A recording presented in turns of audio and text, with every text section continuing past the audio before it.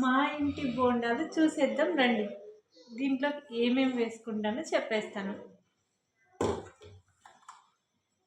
Onions, కొత్తిమీర, చిన్నగా తరిగిన అల్లం అండ్ జీలకర్ర అండ్ చిన్నగా తరిగిన పచ్చిమిర్చి.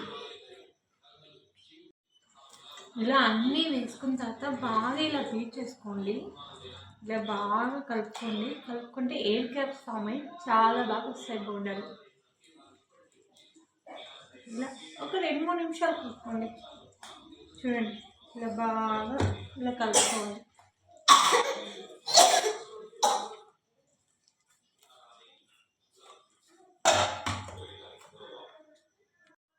కొద్దిగా వంట సోడా కూడా వేసుకొని చాలా బాగా పొంగుతాయి.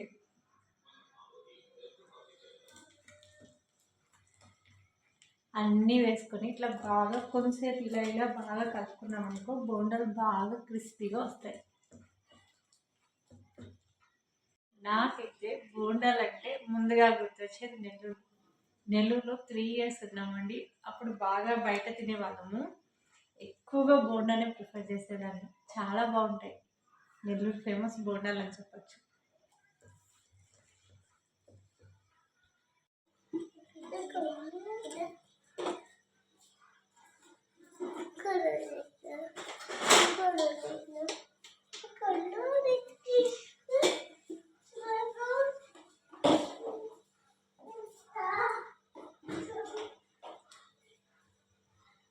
ఇలా ఒక్కొక్కటి మనం బోండాలు వేసేటప్పుడు సిమ్లో పెట్టుకుంటే బాగా కుక్ అయిపోతాయి.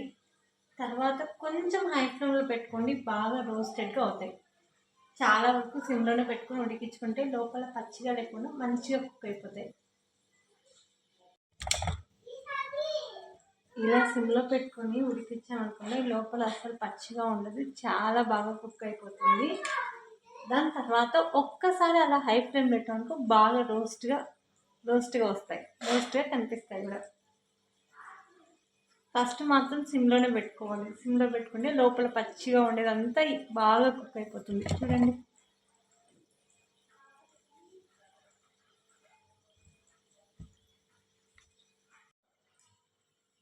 ఇలా ఆయిల్ ఫుడ్స్ చేసే వాళ్ళందరూ చాలా జాగ్రత్తగా ఉండండి. వేసేటప్పుడు కానీ చాలా జాగ్రత్తగా ఉండాలి. కొంచెం ఏదన్నా జరిగిందనుకో ఆయిల్ చేతి మీద పడిపోతుంది కదా, సో జాగ్రత్తగా నిదానంగా వేసుకోండి. రెడీ, మా ఇంటి బోండాలు రెడీ. చాలా బాగున్నాయి. చూడండి ఎంత గోల్డెన్ కలర్ వచ్చాయి.